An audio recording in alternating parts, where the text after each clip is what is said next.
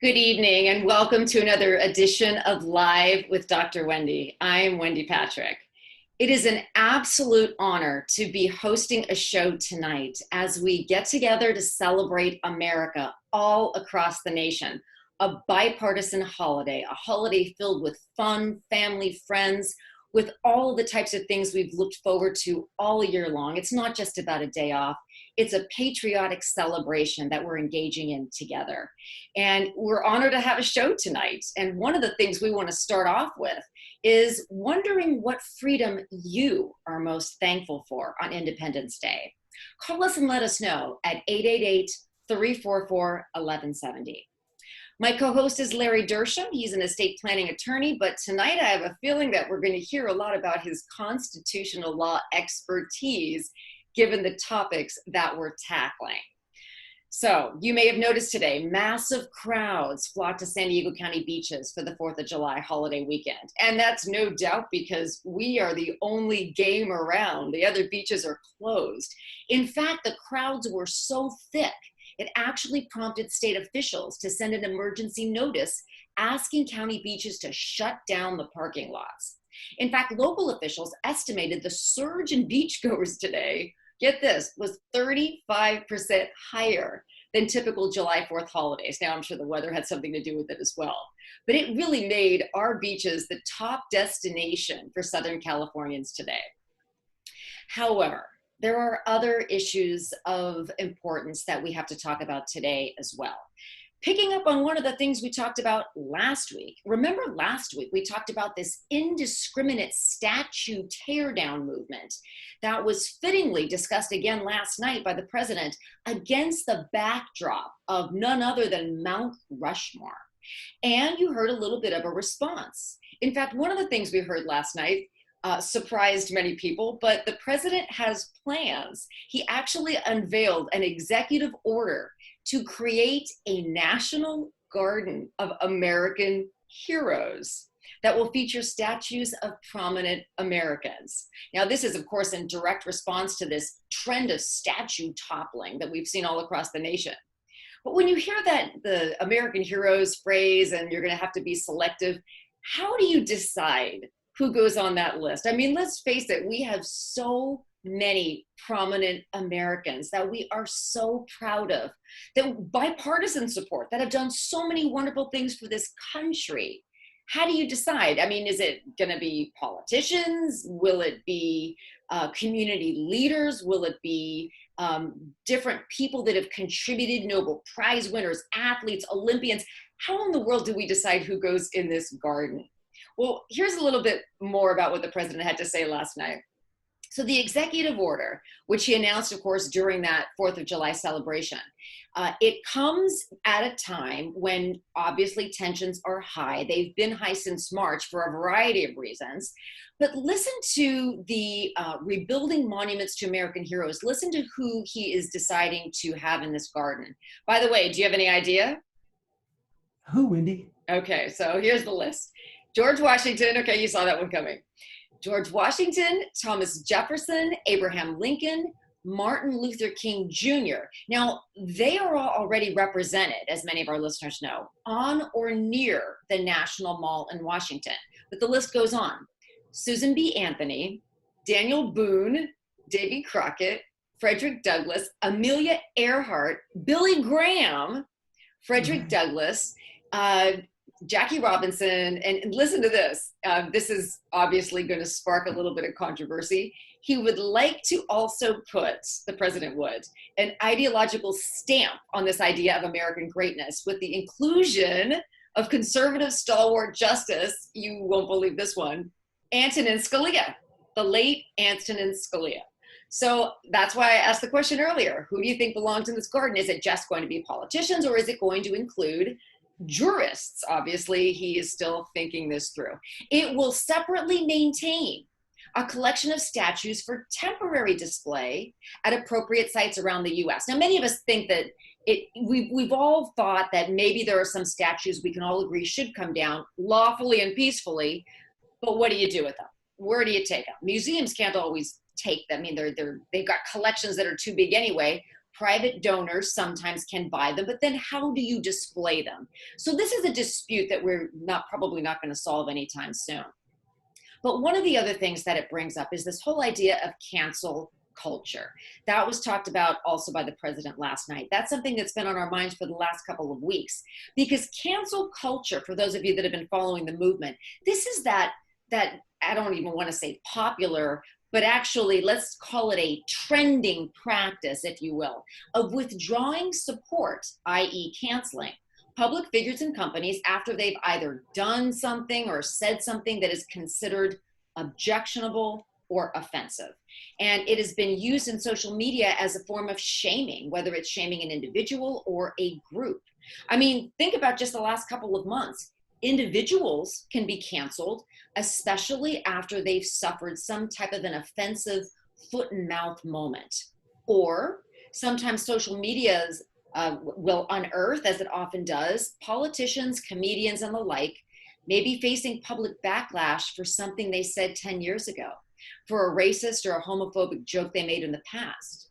And I suppose we can even go back a couple of years and say one of the most prominent examples of the cancel culture movement was the whole Me Too era, where multiple women came forward with allegations of sexual misconduct, men too, by the way. So what does this cancel culture movement say in a free society when we're talking about, and in all serious business, we're talking about canceling views we disagree with?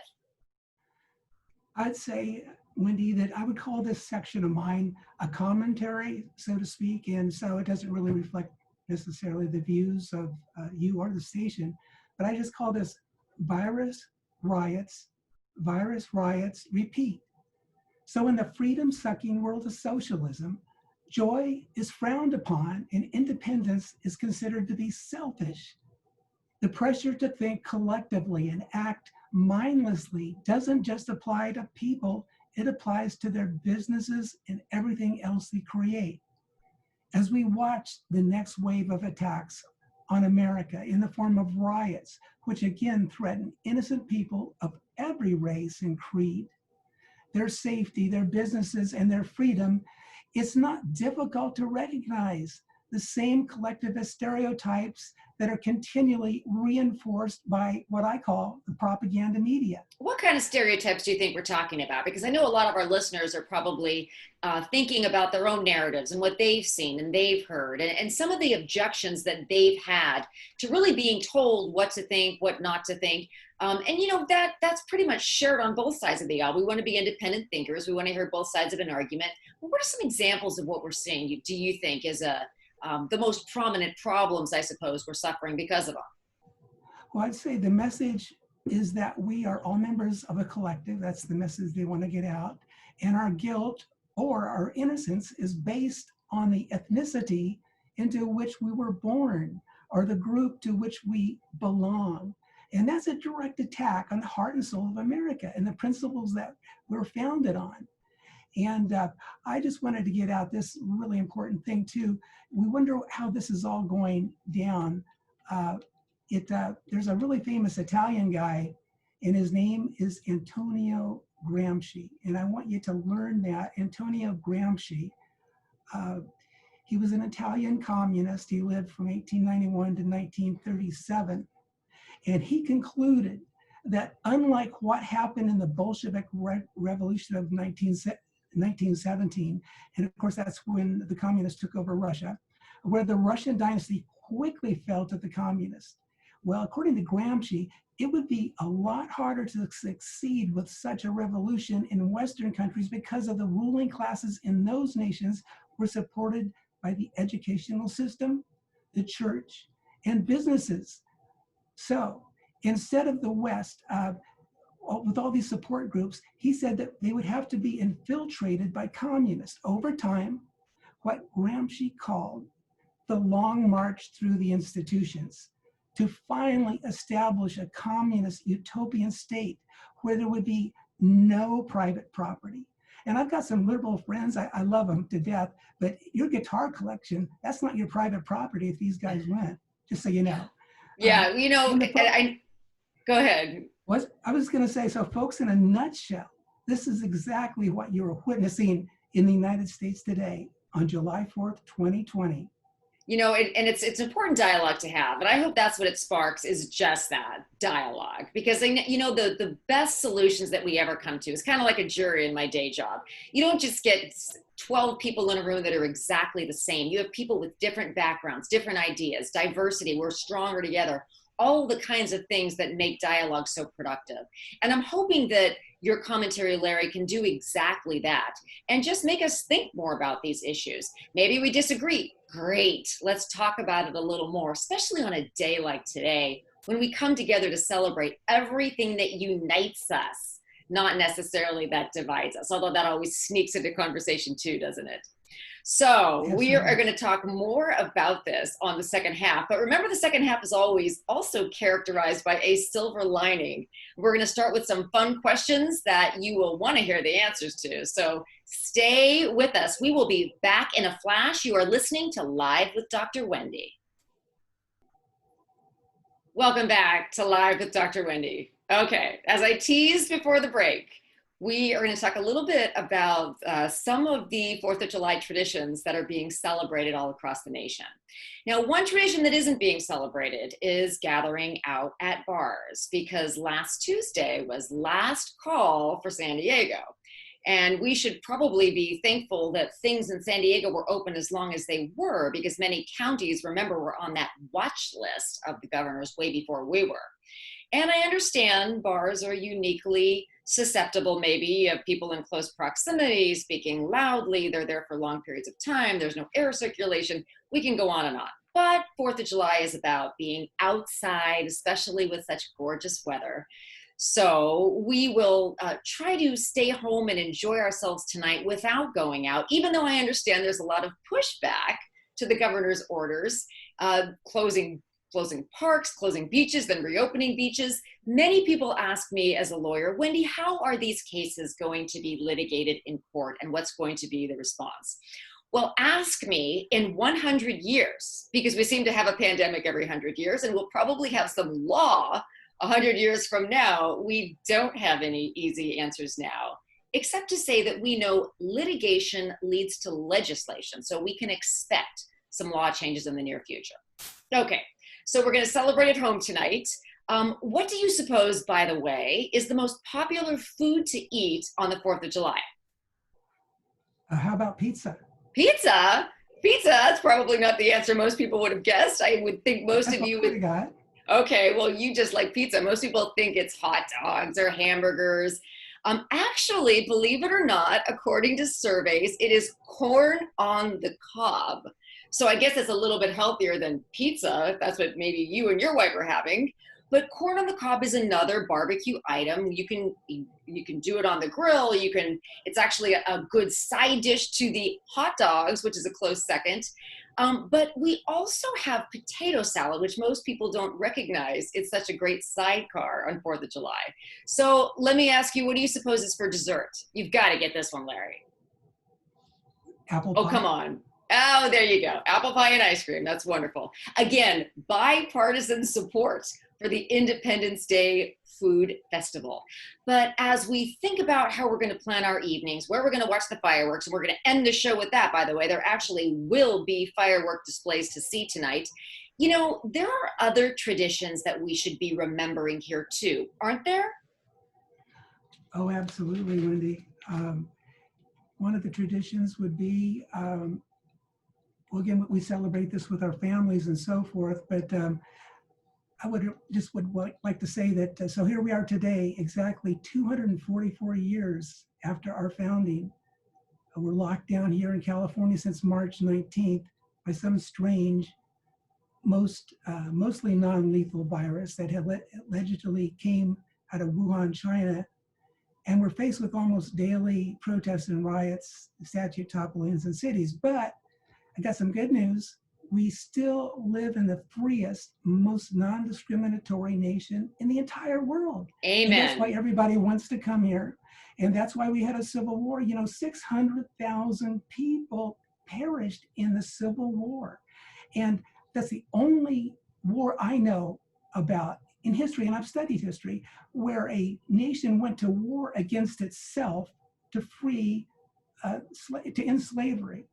And we still live in the most materially richest nation on the planet, I would say. I think, China's coming up there as far as their prosperity, but we're doing pretty good with that. So I don't know if that answers your question, but I'm Well, just so blessed. I think, we're blessed for all of those reasons. And, 4th of July really is a day that most of us take the time to actually turn on the television, watch the celebrations, review history. It's really in a class of its own in terms of everything you just said, and realizing how lucky we are.